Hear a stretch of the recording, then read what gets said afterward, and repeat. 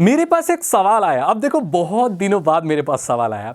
सागर भाई, ये आईफोन हर साल नए क्यों आते हैं? मतलब क्या एक साल में इनका वो आईफोन पुराना हो जाता है क्या? आखिरकार ऐसा क्यों होता है कि जो भी आईफोन लवर्स हैं, उनके पास जो पैसे हैं, वो हर साल आईफोन चेंज कर लेते हैं? मैं बात कर रहा हूँ बड़े बड़े सेलिब्रिटीज की, ऐसे ऐसे टेक इन्फ्लुएंसर्स की जो बहुत अमीर हैं, या ऐसे ऐसे नेताओं की, एक्टर्स की, कॉमेडियंस की, मैजिशियंस की, डांसर्स की, टेलीविजन शो कर, मतलब जितने भी एप्पल फैंस हैं, ठीक है। अब आपको यह लगता होगा कि एप्पल आईफोन खरीदना लग्जरी की निशानी है।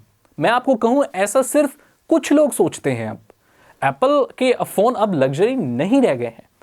अगर आपका कोई रिलेटिव या आप अगर यूनाइटेड स्टेट्स में रह के आए हैं, तो आपको पता होगा कि एप्पल आईफोन वहां पर बहुत नॉर्मल चीज है। आईफोन खरीदना कोई लग्जरी नहीं है अमेरिका में।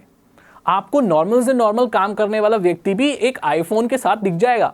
और वहां पर कुछ ऐसा बंडल होता है कि आप AT&T, वेरिजोन, अलग अलग जो भी कंपनियां हैं, उनके टाई अप के साथ आप फोन खरीद सकते हो और आपको अपना प्लान देना पड़ता है, रिचार्ज, और वो बेसिकली आपको उसी के साथ आपका आईफोन नया मिल जाता है। कोई बड़ी बात नहीं है। लेकिन भारत के लोगों को देखा जाए तो जो वही आईफोन है वो 1.5 लाख रुपए का पड़ता है, जो कि बहुत बड़ी बात है, क्योंकि हमारे यहाँ इतने अमीर लोग नहीं हैं कि वो 1.5 लाख रुपए का फोन खरीद सके। और बात करूं मैं यार मिडिल क्लास बच्चे की, जो कॉलेज में पढ़ता है, मिडिल क्लास फैमिली का बच्चा जो कॉलेज में पढ़ता है, उसके पेरेंट्स उसको 1.5 लाख रुपए का मोबाइल फोन नहीं दिलाएंगे, किसी कीमत पर नहीं दिलाएंगे।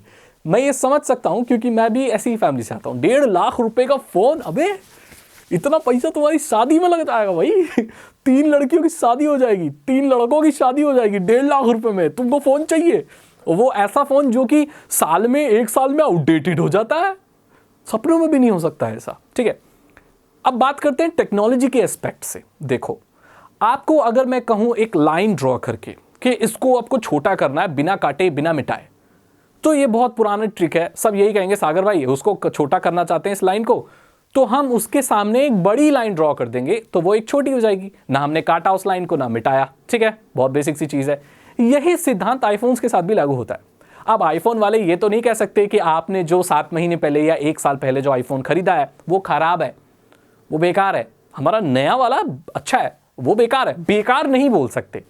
तो क्या कर सकते हैं, वो अपने नए आईफोन को ज्यादा बेटर बता सकते हैं, ताकि वो लोग जो सबसे बेस्ट इस्तेमाल करना चाहते हैं वो नया आईफोन खरीद लें।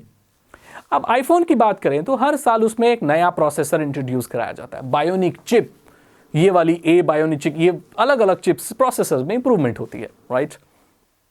मैं आपसे कहूं कि जो 1 साल का जो आईफोन का लीप है, जो प्रोसेसर का लीप है, जो एडवांसमेंट है, जो इन्हांसमेंट है, जो लेटेस्ट टेक्नोलॉजी है, उससे एक नॉर्मल यूजर को कोई फर्क नहीं पड़ता। जो एप्पल की नई चिप आई है और जो अभी 1 साल पहले आईफोन की थी, उसमें कोई ज्यादा डिफरेंस नहीं है। अगर आप एक नॉर्मल मोबाइल फोन यूजर हैं तो आपको पता भी नहीं चलेगा। वो मोबाइल फोन आईफोन जो 11 है वो भी हैंग नहीं करता, अभी आईफोन 12 भी हैंग नहीं करता, आईफोन 10 भी अभी हैंग नहीं करता अगर आप एक्स चलाते हैं तो, राइट। तो नॉर्मल यूजर के लिए कोई डिफरेंस नहीं है। डिजाइन में छोटी मोटी फेरबदल करके एक नया आईफोन निकाल दिया जाता है। अगर वो ऐसा नहीं करेंगे तो वो नए आईफोन को अलग कैसे बताएंगे? वो डिजाइन की वेरिएशन रेडी रखते हैं, कैमरा में थोड़ी बहुत इंप्रूवमेंट का रूम रखते हैं, ताकि वो अगली साल अपने प्रोडक्ट को नए तौर पर लॉन्च कर पाए। अब ऐसा भी है कि यार कई चेंजेस ऐसे होते हैं जो वाकई में हो रहे हैं। मतलब अगर स्क्रीन कोई इतने रेजोल्यूशन की नहीं है, थोड़ी ज़्यादा रेजोल्यूशन की आ रही है, इतने नैनोमीटर पे प्रोसेसर बना हुआ है तो अलग नैनोमीटर पे बन रहा है, तो एडवांसमेंट तो हो रही है, टेक्नोलॉजी तो नहीं आ रही है, लेकिन उस चीज़ का जो फायदा है और डिफरेंस है वो नॉर्मल यूजर ज़्यादातर नहीं मतलब उठा पाते। It's just game of numbers. आप समझ रहे हैं मेरी बात को? ऐसा ही होता है एंड्रॉयड में, गेम ऑफ नंबर्स। मतलब मेगापिक्सल की जो रेस है वो बढ़ती चली जा रही है। जो फोन है वो शुरू हुए थे मेरे हिसाब से 2 मेगापिक्सल से शुरू हुए थे, और आज देखो 48, 100 कुछ मेगापिक्सल, और कहां कहां पहुंच रही है मेगापिक्सल की रेस। और मैं आपको बता दूं कि मेगापिक्सल से कैमरा क्वालिटी का सिर्फ मतलब नहीं है, मतलब ज्यादा मेगापिक्सल हो गया तो कैमरा के आपको अच्छे फोटो आएंगे, इसकी कोई गारंटी नहीं है। मैंने रेडमी के 20 मेगापिक्सल और 21 मेगापिक्सल की इतनी भद्दी फोटो देखी है, और वहीं आईफोन के 13 मेगापिक्सल, 16 मेगापिक्सल और कम से कम 5 मेगापिक्सल, 8 मेगापिक्सल की जो फोटो है पुराने आईफोन्स की और नए की भी, वो बहुत क्रिस्प हैं और बहुत अच्छी हैं। तो सेंसर है और बहुत सारी चीज़ें हैं, कौन सा लेंस है, सेंसर है, बहुत सारे फैक्टर्स हैं जिस पर कैमरा क्वालिटी डिपेंड करती है। अब ये आरोप और था आईफोन के ऊपर, मैं कुछ आरोपों के बारे में बात कर रहा हूं कि जब उनका नया आईफोन निकलता है, जैसे कि मैंने अपनी पहले वीडियो में बात किया था, तो वो पुराने आईफोन्स में अपडेट भेज के या किसी तरीके से उन आईफोन्स को स्लो कर देते हैं। लॉसूट हुआ था, केस वगैरह हुआ था, खबरें आई थी, लीक्स आए, रूमर्स, ये सब न्यूज आती रहती, कुछ छुपता नहीं। तो धुआं तभी उठता है बेटे जब आग लगी हो। अब मेरे जो ये मैं बेटे बोलता हूँ ना भाई, ये लोग बहुत पसंद आता है। तो बेटे जब धुआं उठता है तो आग लगी होती है। तो ऐसा हो सकता है, अब हम पुख्ता तौर पर नहीं कह सकते, हो सकता है कि वो शायद पुराने आईफोन्स को स्लो करते हों ताकि जो लोग हैं वो नया आईफोन खरीदें। एंड्रॉयड भी कोई दूध का धुला हुआ नहीं है। एंड्रॉयड के बारे में भी ऐसी बहुत सारी खबरें आई हैं कि वो अपने बेंचमार्क्स को जो होते हैं, वो जो रिजल्ट्स होते हैं, उनको फेक मतलब उनको मैनिपुलेट करते हैं। जो उनके बेंचमार्क्स वो दिखाए जाते हैं, जो उनके स्पेक्स दिखाए जाते हैं, जो उनकी परफॉर्मेंस का जो डेटा होता है, कई बार ये भी पाया गया है कि वो झूठा होता है। आप जरा गूगल पर जाकर सर्च करना कि एंड्रॉयड फेक बेंचमार्क्स या एंड्रॉयड बेंचमार्क स्कैम। अब ये गलती एंड्रॉयड की नहीं है, ये गलती गूगल की नहीं है, बिल्कुल नहीं।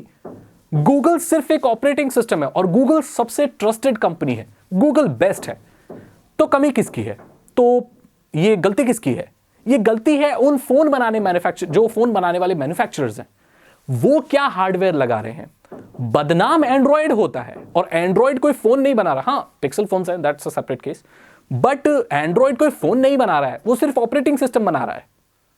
अब जो फोन बन रहा है वो अलग अलग कंपनियां बना रही हैं, तो वो हार्डवेयर ऐसे लगा रहे हैं और जो उनका आउटकम आता है, जो बेंचमार्क, जो रिजल्ट आते हैं, वो फेक दिखाते हैं ताकि उनके पुराने मॉडल से ये मॉडल बहुत ज्यादा बेटर नजर आए और आप आंख बंद करके उनका नया मॉडल खरीद लें।